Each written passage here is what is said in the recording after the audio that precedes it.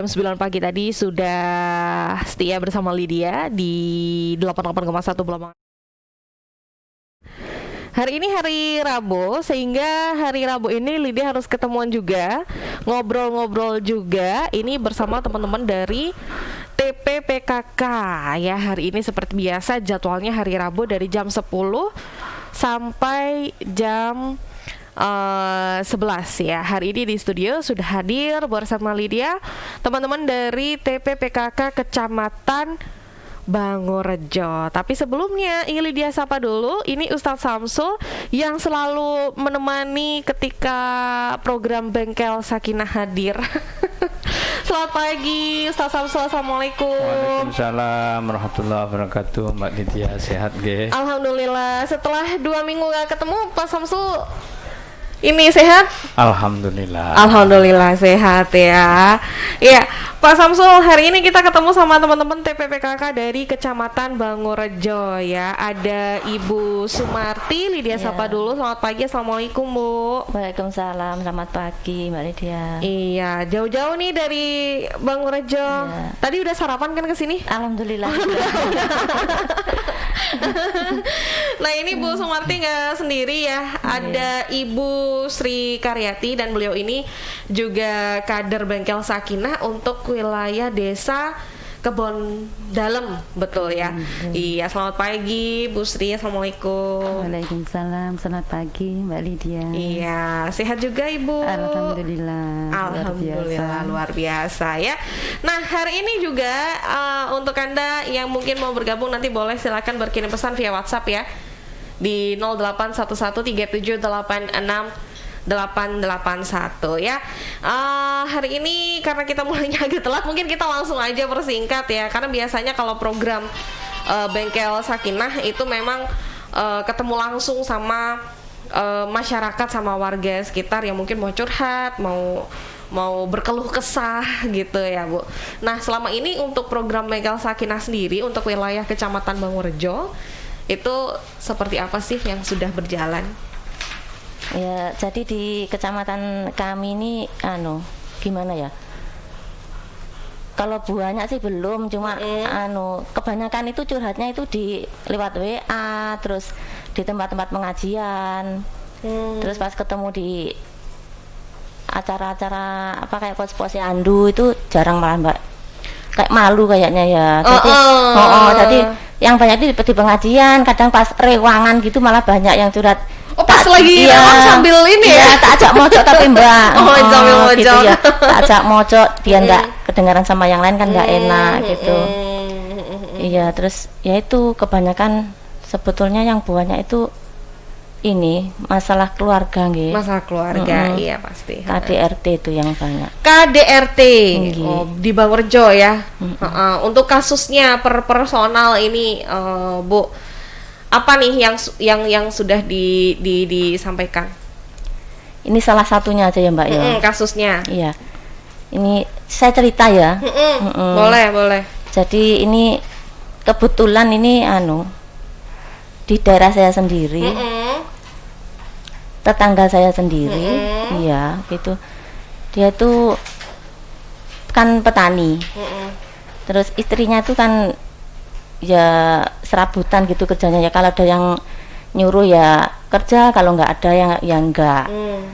Terus si ibu ini pinjam ke KSP gitu Mbak ya, pinjam di koperasi, pinjam uang. Tanpa sepengetahuan suami. Itu untuk kebutuhan. Kan suami kadang kerja kadang enggak gitu. Terus pas angsuran keberapa gitu telat ya. Akhirnya kan yang dari pihak koperasi itu datang ke rumah. Lah kebetulan di rumah itu yang ada suaminya gitu. Akhirnya ketahuan. Marah dia suaminya, marah-marah, lu untuk apa sampai gini pinjam uang tanpa tangan saya, terus tanda tangan saya gimana gitu kan.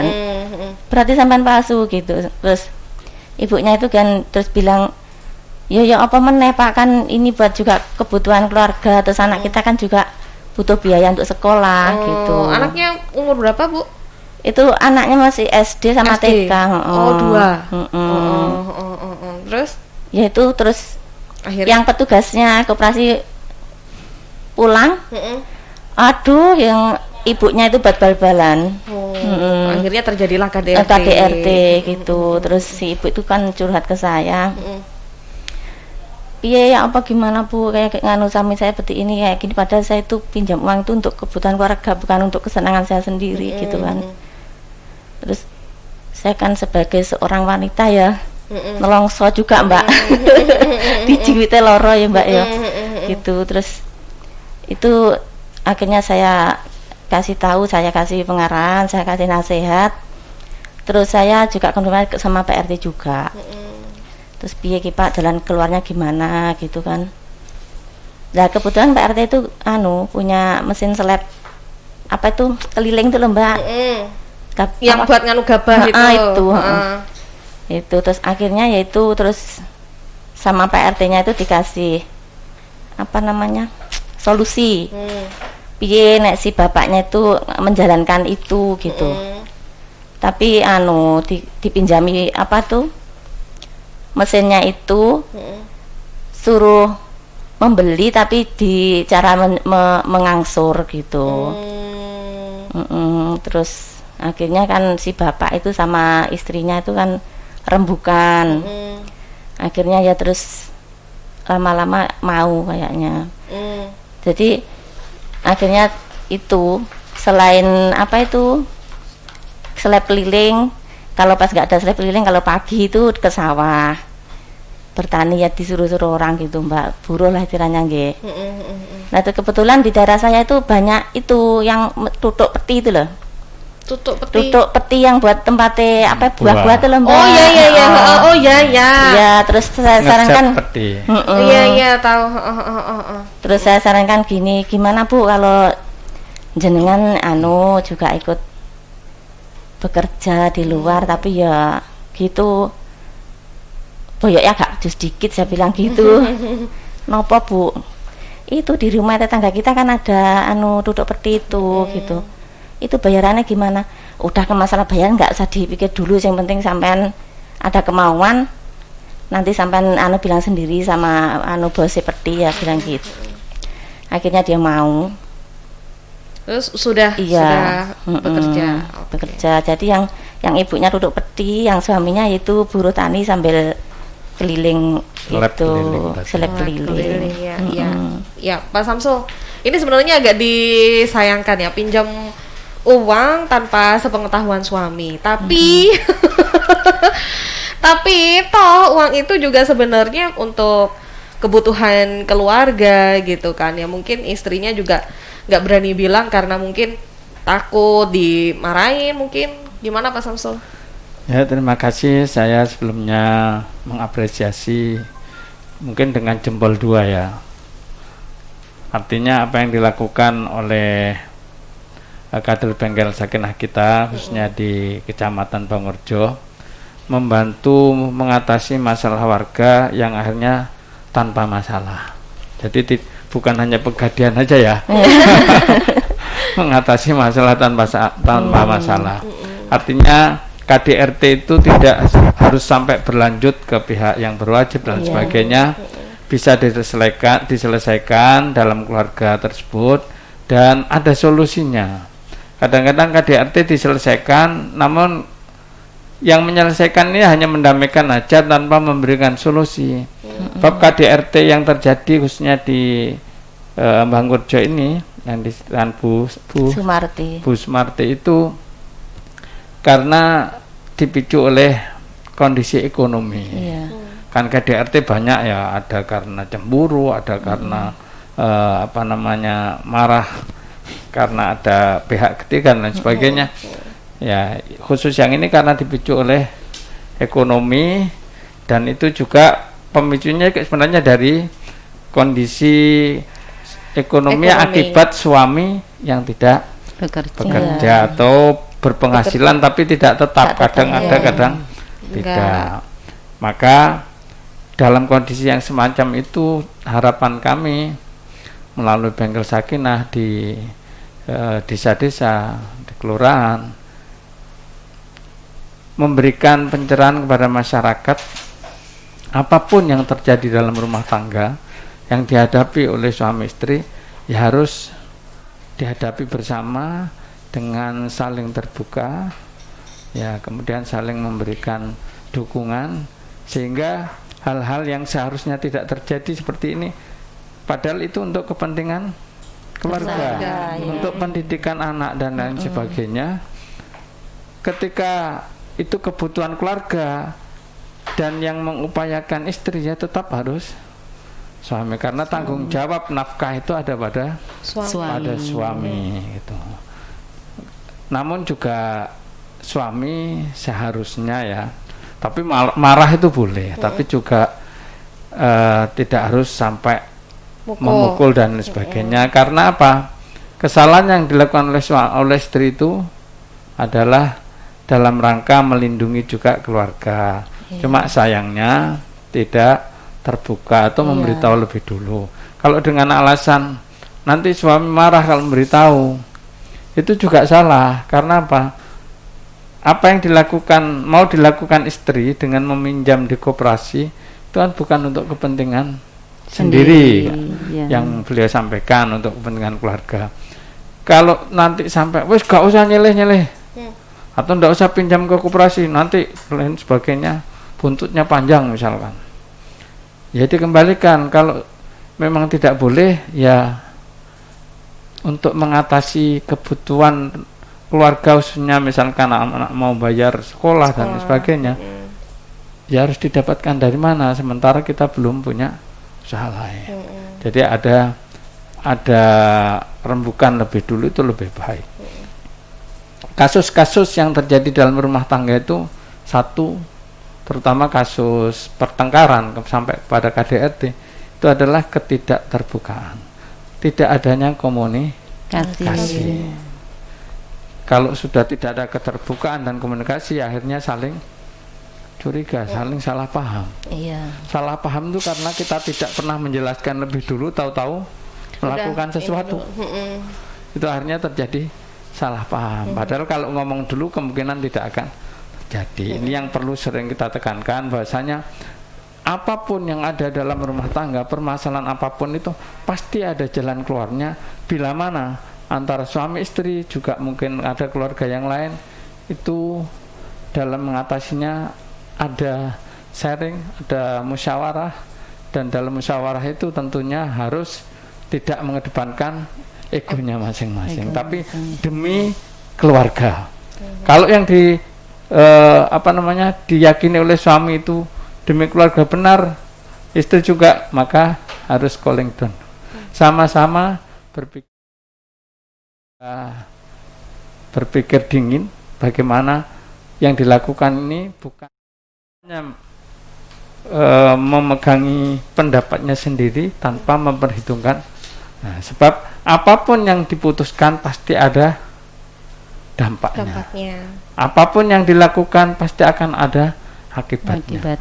Yang kita lakukan baik pun kadang juga di sana masih ada akibat-akibat yang juga kadang-kadang kurang baik. Walaupun ini tujuannya kan baik, dalam rangka mengatasi kebutuhan keluarga.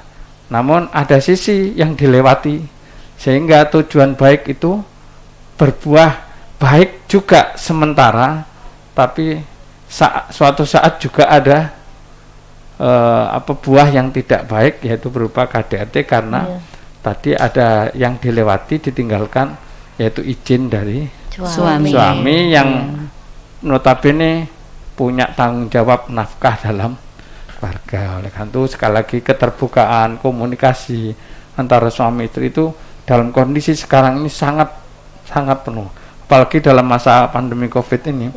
Banyak yang terdampak dalam segi ekonomi, pendidikan dan lain sebagainya. Kadang-kadang juga ini informasi dari teman-teman, salah satu dampak pandemi ini ternyata angka kehamilan meningkat.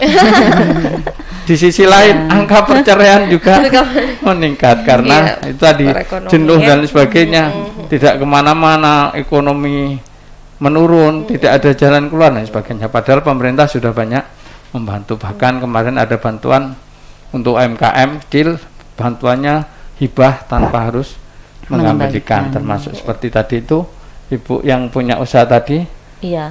kalau memang usahanya ada, segera mengajukan bantuan hibah untuk MKM yang mengajukannya ke pemerintah lewat desa, kecamatan. Di sana ada yang menangani khusus bantuan untuk usaha kecil, usaha mikro, usaha kecil, untuk membantu pendanaan, membantu modal yang itu sifatnya hibah dari pemerintah. Mungkin diarahkan ke sana bisa. Iya. Saya kira itu Mbak. Iya. Ya. Tapi sekarang udah ini ya, sudah adem suasananya. Alhamdulillah. Alhamdulillah. Oh, baik. Cuma itu tadi karena kan masih harus nyicil ya. Iya. Barangkali diusulkan lewat Pak RT ke Pak Lurah, kalau bisa diajukan untuk mendapatkan MKM. Memang harus yang bersangkutan sendiri, cuma ada format-format yang bisa didapatkan di desa, pemerintah desa. Iya. Saya kira itu. Oke, baik.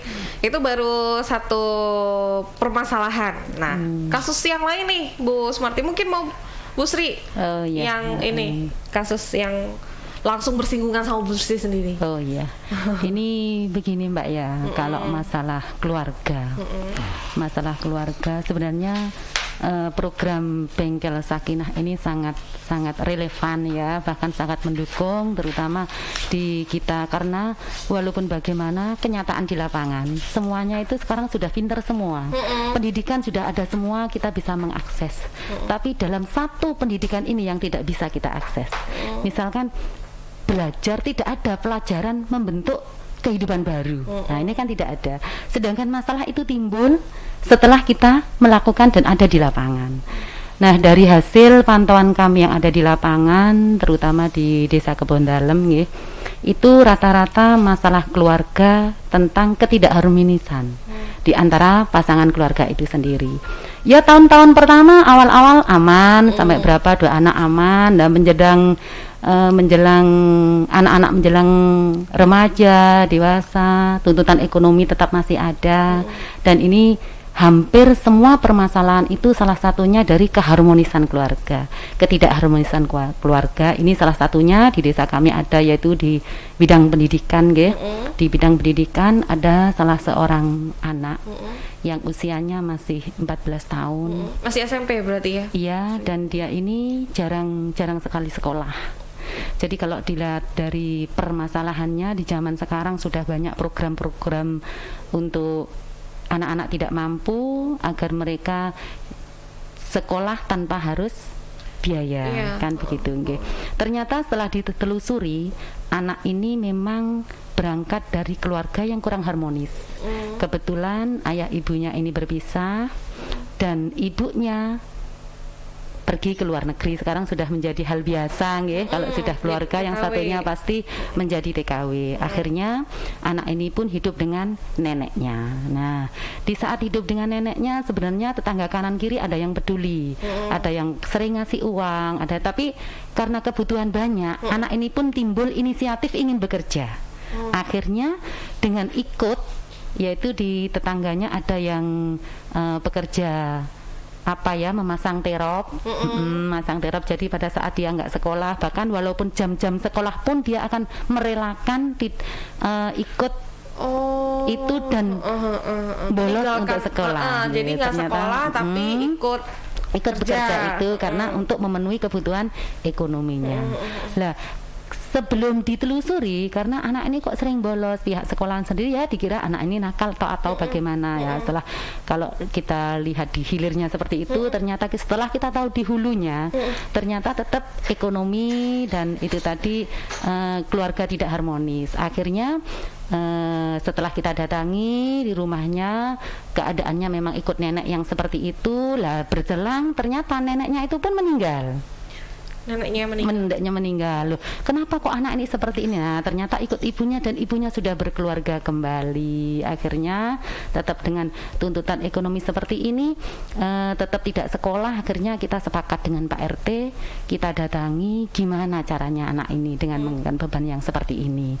Akhirnya dari Pak RT, dari desa tadi masuk ke sekolahan yang masuk sekolahan anak ini. Nah, akhirnya dari pihak sekolah setelah mengetahui bahwa anak ini benar-benar membutuhkan, akhirnya asalkan mau sekolah akan dibebaskan biayanya gitu.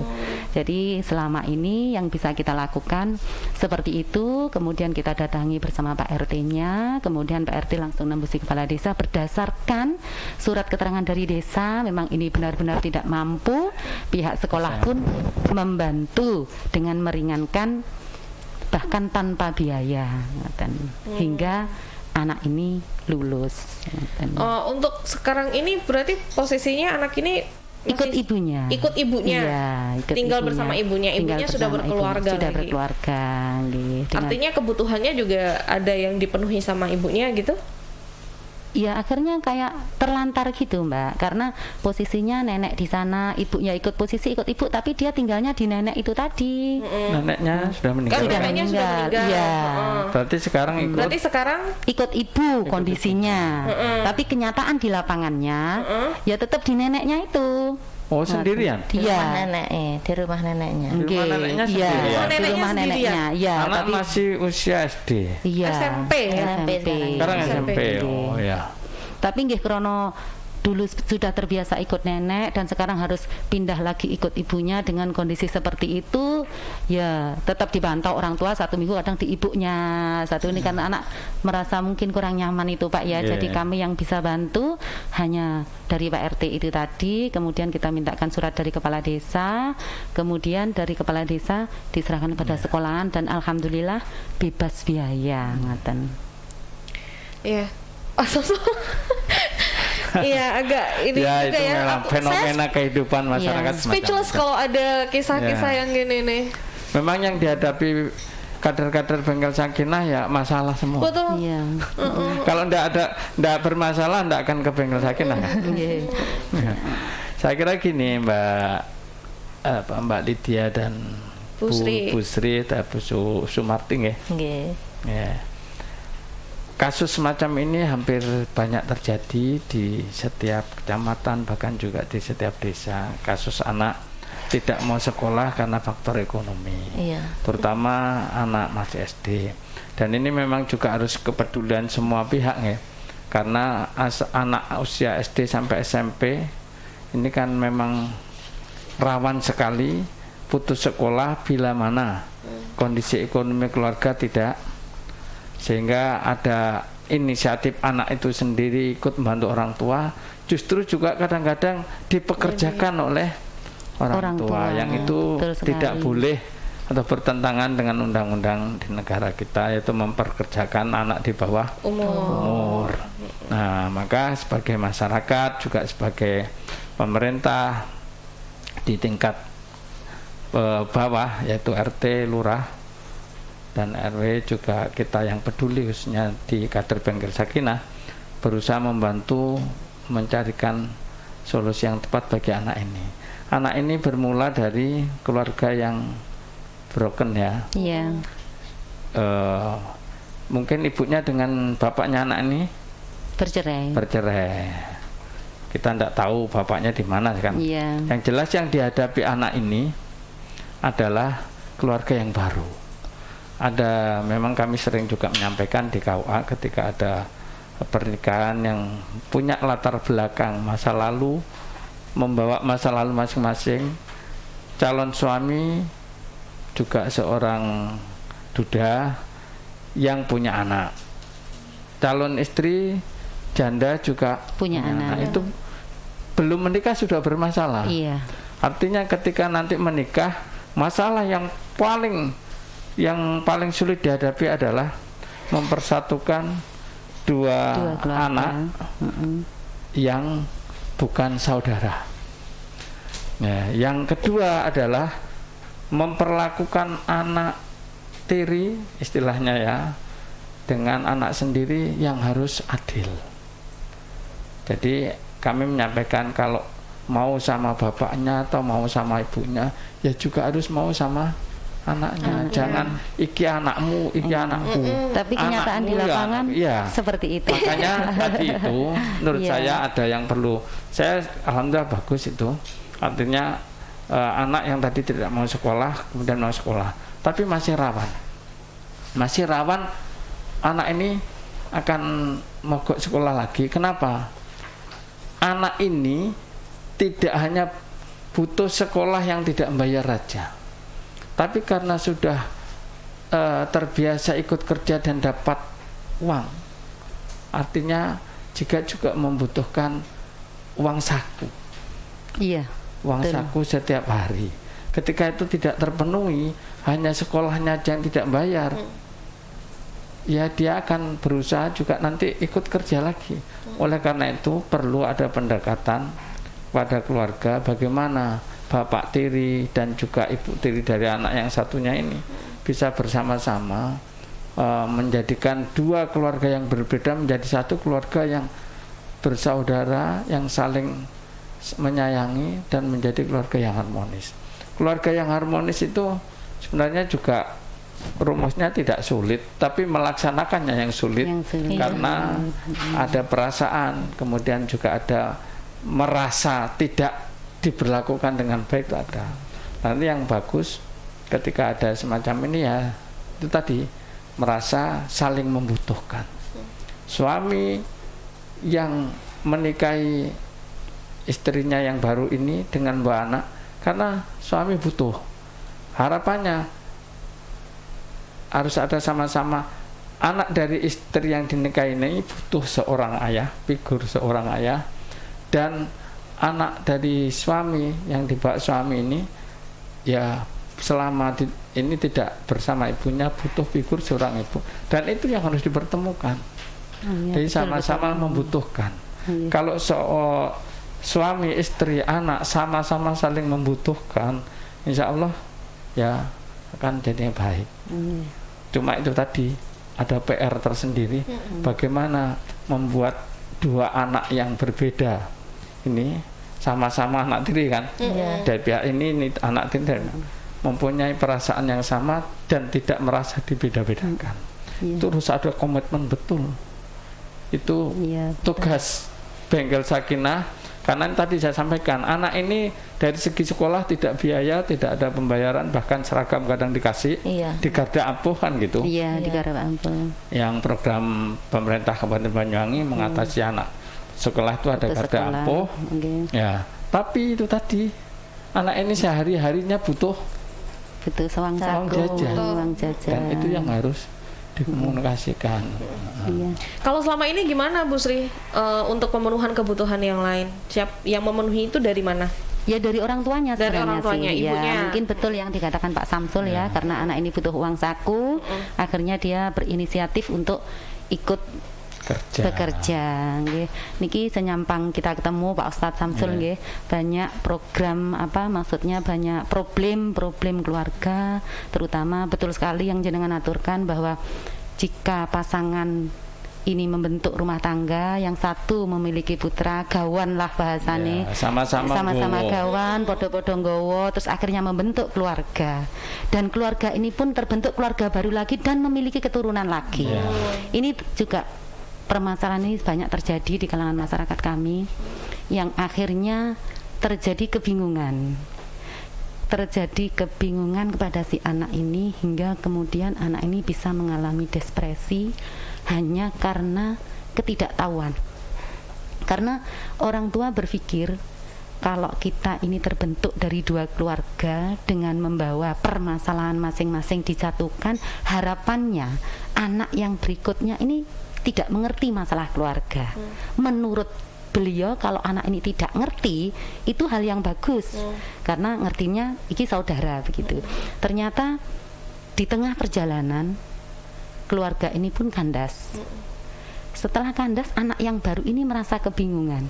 Di antara sekian keluarga, saya salah satunya. Kemudian saya ini saudara apa? Dan sementara keluarga tidak pernah bercerita bahwa kamu dengan ini saudara seibu, kamu dengan ini saudara seayah, hingga dia bingung, ibu kandungku itu yang mana? Akhirnya di bawah kebingungannya dengan segala permasalahan keluarga, hingga dia tekanan, akhirnya dengan latar belakang kesehatan anak ini dulu pernah kayak panas step, kayak sakit itu Sampai jadi gitu ya? iya kecilnya dulu, hingga akhirnya sekarang mendapat permasalahan dia tidak bisa menahan ini semua. Nah, yang ingin kami yang ingin kami harapkan atau ingin kami tanyakan kepada Pak Ustadz, bagaimana cara kita memberi gambaran kepada keluarga ini tadi supaya tidak terjadi keluarga-keluarga yang lain yang berdasarkan dua keluarga ini terjadi hingga anak menjadi depresi karena ketidaktahuan itu tadi.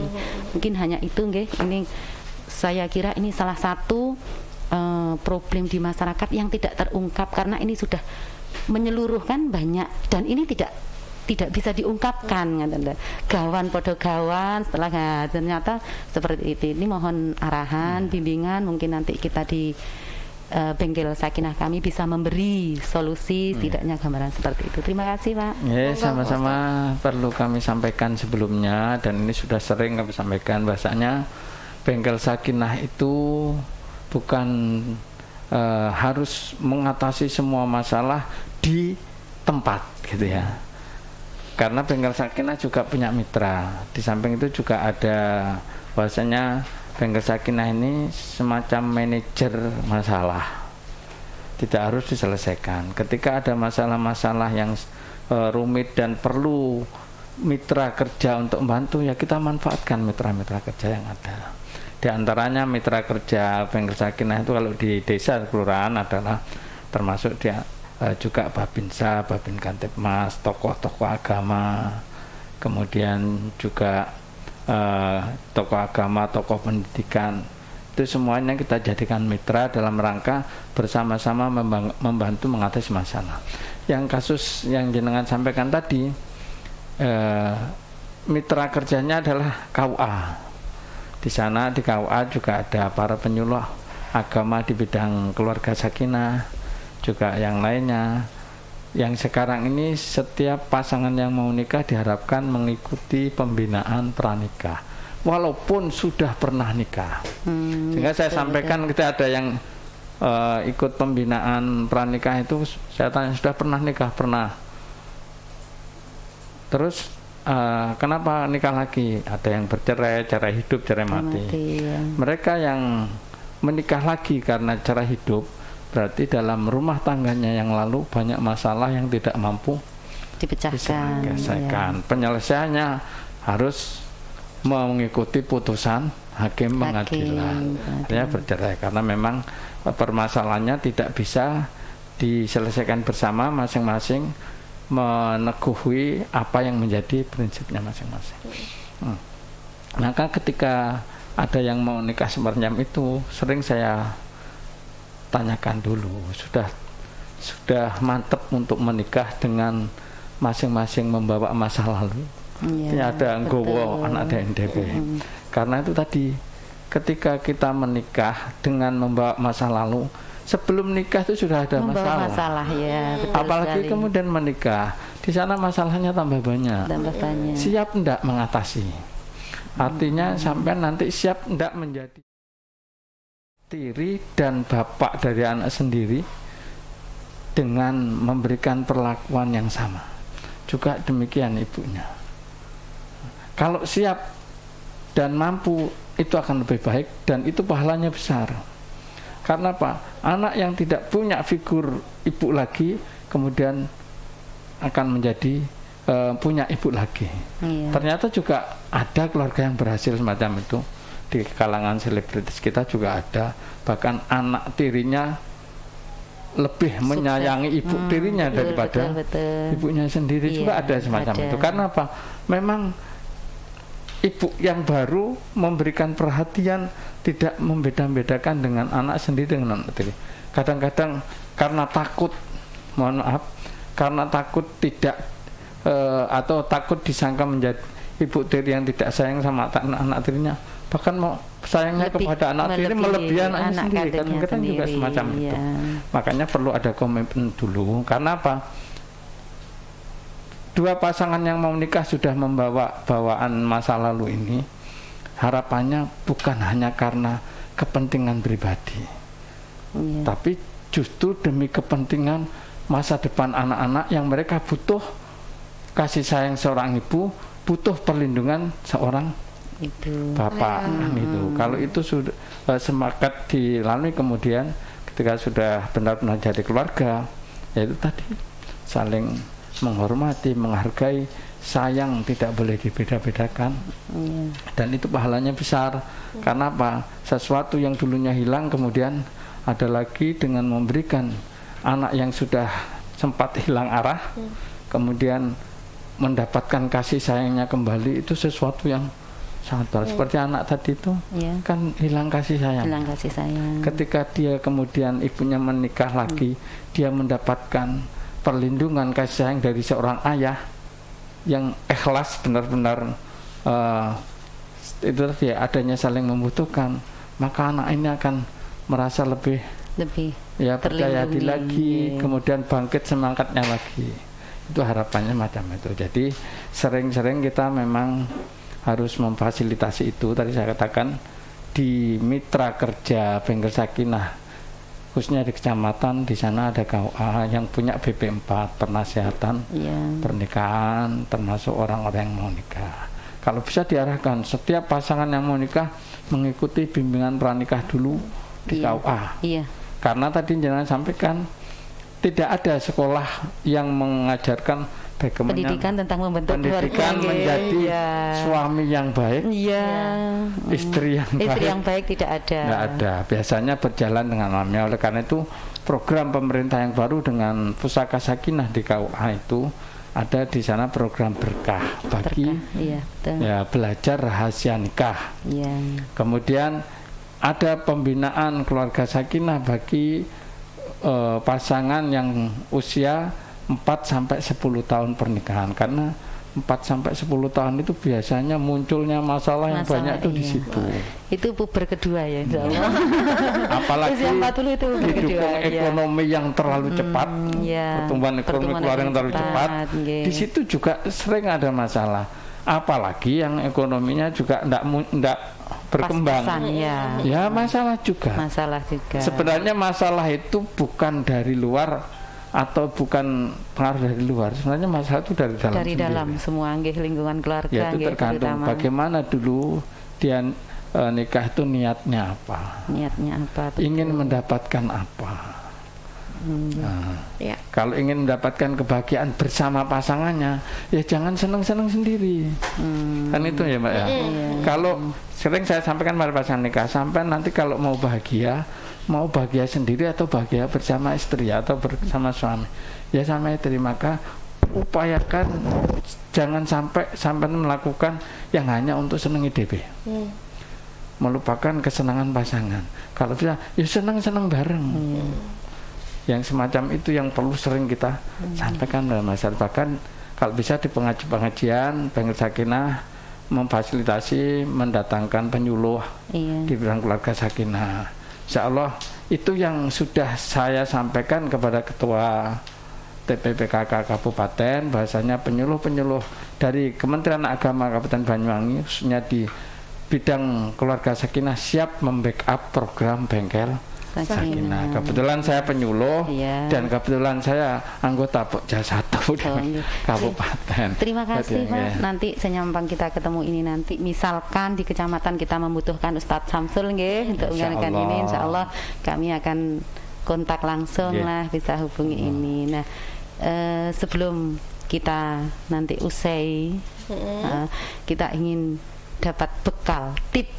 Nah, tip untuk keluarga sakinah. Nah, jadi dari bekal tip ini nanti bisa menjadi bahan kita yang ada di desa, Pak ya. Mungkin kita habis ini ada pertemuan.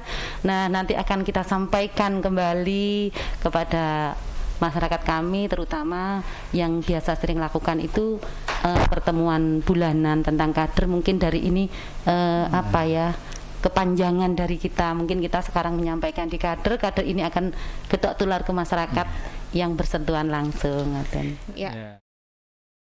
Ngasih tipsnya mungkin secara singkat Pak Samsul, karena waktunya tinggal 3 menit lagi. Tinggal 3 menit. Kalau mau menyampaikan tips keluarga sakinah itu butuh 3 hari. Begitu ya. Ya, maksudnya gini. Intinya bagaimana keluarga kita menjadi sakinah atau tidak itu berpulang kembali kepada kemauan atau keinginan masing-masing pasangan. Iya. Saya katakan yang ingin bahagia siapa sih? Ya kami berdua. Kemudian yang mengusahakan bahagia itu siapa? Apa orang tua, tetangga, saudara? Apa bahagia itu langsung turun seperti hujan dari langit? Iya. Harus diusahakan. Siapa yang mengusahakan? Ya pasangan suami istri itu sendiri, sampean berdua. Maka saya tanya, siapa yang bisa mengusahakan bahagia sampean? Ya saya sendiri. Oleh karena itu, karena bahagia itu sampean yang bisa mewujudkan tanpa bantuan orang lain, wujudkan bersama-sama. Jangan sendiri-sendiri. Dengan musyawarah. Ada tip keluarga sakinah 4 ya, pilarnya 4. Pondasinya adalah syukur, sabar, ikhlas. Itu pondasinya. Ketika orang menikah dilandasi dengan syukur, ikhlas dan sabar, insya Allah apapun permasalahan akan mudah diatasi karena di sana ada kesabaran, ada keikhlasan dan ada rasa syukur. Gitu. Kemudian pilarnya 1, meyakini bahasanya yang saya nikah ini adalah jodoh saya. Dan jodoh saya ini manusia yang punya punya kelebihan dan kekurangan. Sama seperti saya juga punya kelebihan. Kalau masing-masing pasangan menyadari bahasanya saya sebagai istri adalah istri yang banyak kekurangan daripada kelebihannya.